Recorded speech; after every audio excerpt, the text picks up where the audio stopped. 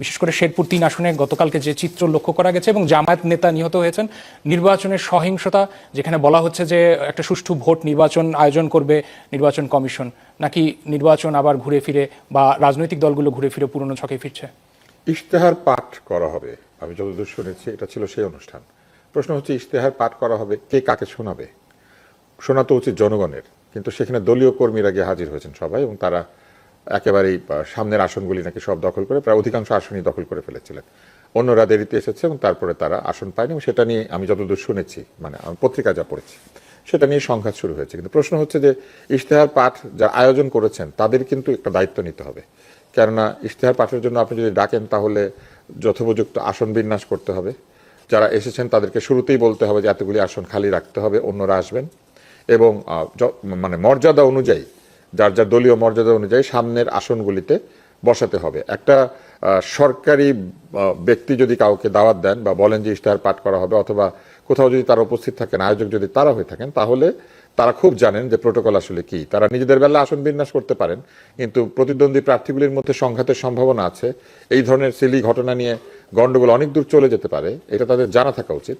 কিন্তু তারা সেইগুলির ব্যাপারে আসলে যথোপযুক্ত ব্যবস্থা নিয়েছেন বলে মনে হয় না, এবং তারা বিবাদ মেটাতেও সক্ষম হন নাই। আমি মনে করি যে এখানে আয়োজকদের দায়িত্ব নিতে হবে, কারণ পুরো ব্যাপারটাই আসলে ঘটেছে এক ধরনের অনভিজ্ঞতা, অমনোযোগিতা এবং মূল বিষয়ের প্রতি অবহেলার কারণে আমার কাছে মনে হয়েছে। এই সংঘাত আমাদেরকে একটু সতর্ক করেছে আমি মনে করি, এবং এই ধরনের সংঘাত যেন আরও তৈরি না হয় সেই জন্য সতর্ক থাকতে হবে। আরেকটি বিষয় হচ্ছে ইশতেহার তো এখনো প্রকাশিত হয় নাই, তাহলে ইশতেহারের পাঠ কিভাবে, মানে কোন ইশতেহারের পাঠ? আমি জানি যতদূর যে জোটের কোনো ইশতেহার নাই, এবং জামাত ইসলামেরও আলাদা করে কোনো ইশতেহার এখনো প্রকাশিত হয় নাই, বিএনপিরও ইশতেহার প্রকাশিত হয় নাই। তারা বলেছেন 1 তারিখে হয়তো হবে। কিছু কিছু রাজনৈতিক দলের হয়তো ইশতেহার আছে, যেটা আমি জানি না।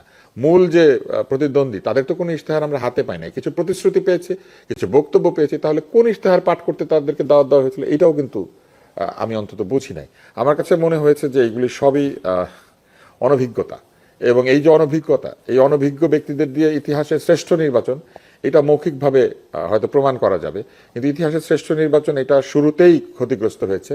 একজন প্রমিনেন্ট প্রার্থী, জুলাই আন্দোলনের একজন শক্তিশালী চেহারা, যিনি জুলাই আন্দোলনের পরে বেশি জনপ্রিয় হয়েছেন, এমন একজন ব্যক্তি নিহত হয়েছেন।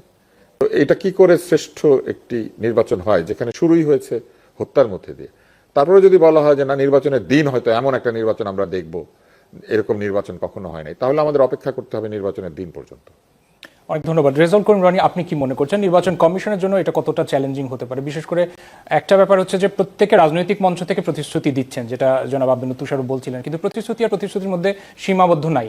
আমরা লক্ষ্য করছি যে এখানে পারস্পরিক আক্রমণাত্মক নানা ভাষারও ব্যবহার হচ্ছে, এবং একরকম বলা যায় যে মারমুখী আচরণ আমরা লক্ষ্য করছি রাজনৈতিক দলগুলোর মধ্যে। সেই বাস্তবতা সামনে রেখে নির্বাচন কি? ধন্যবাদ, আপনার পয়েন্ট খুবই গুরুত্বপূর্ণ প্রশ্ন রেখেছেন, এবং যারা আমাদেরকে শুনছেন সবাইকে আমার সালাম এবং কৃতজ্ঞতা।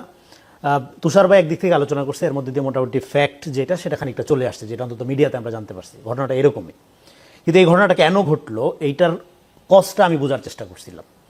মানে সাধারণত ভায়োলেন্স নিয়ে অনেক ধরনের থিওরি আছে, অনেক ধরনের কথাবার্তা আমরা শুনি, কিন্তু মূলত ভায়োলেন্স মানে ধরেন প্র্যাকটিক্যালি মাঠে গড়ায় দুইটা জিনিসের মধ্যে যদি আপনার গরমিল থাকে, মানে পলিটিক্যাল ভায়োলেন্স, সেটা হলো আপনার ভার্চু, আপনার নীতি, এবং আপনার ডিউটি, আপনার কর্তব্য, দুইটার মধ্যে যখন পার্থক্য তৈরি হয়, ভায়োলেন্সের সূচনা হয়।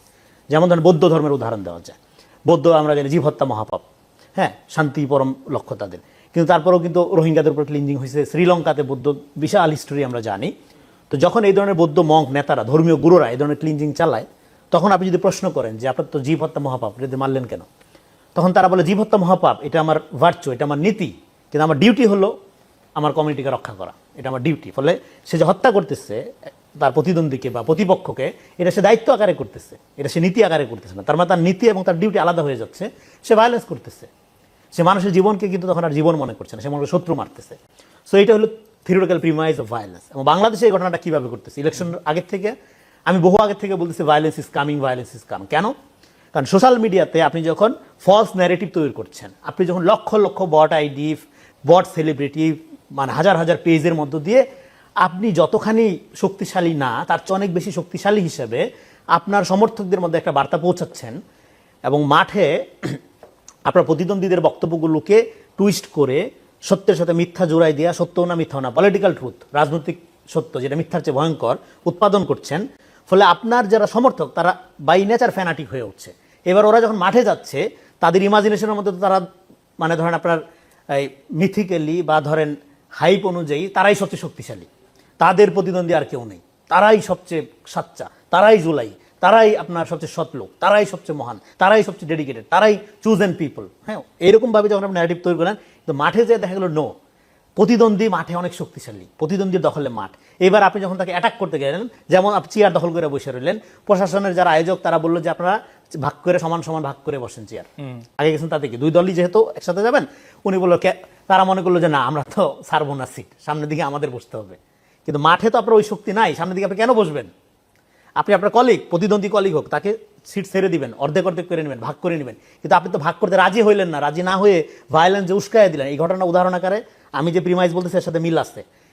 সে ছাড়তে যে রাজি হইল না, এই কনফিডেন্স কই থেকে পাইলো? না, এটাও কি মাঠে তাদের একটা প্রভাব রাখার জন্য কি কৌশলগত একটা? কৌশলগত না, এটা হলো believe in wrong thing is more dangerous than believe in nothing. আচ্ছা। আপনি এই যে মিথ্যাটা বিশ্বাস করে গেলেন, আপনি মনে করলেন যে আপনার সমর্থকের বাইরে দুনিয়ায় আর কিছু নাই, ভুয়া সমর্থক, ভুয়া আপনার ন্যারেশনের মধ্যে আপনি মাঠে যেয়ে দেখলেন যে আপনার প্রতিদ্বন্দ্বী আপনার চেয়ে অনেক শক্তিশালী। ফলে আপনি যেহেতু আপনার কল্পনা চিন্তা যেহেতু আপনি আগায় গেছেন, আপনি বট আইডিকে মনে করছেন যে রিয়েল মানুষ এবং ওরা আপনার সমর্থক, ফলে মাঠে আপনি যখন অ্যাক্ট করছেন আপনার প্রতিদ্বন্দ্বী শক্তিশালী, মাঠ তো তার দখলে, সে তখন রিয়েক্ট করছে, ভায়োলেন্স হয়েছে, দুইটা মারামারি হয়েছে, আহত একজন মারা গেছে।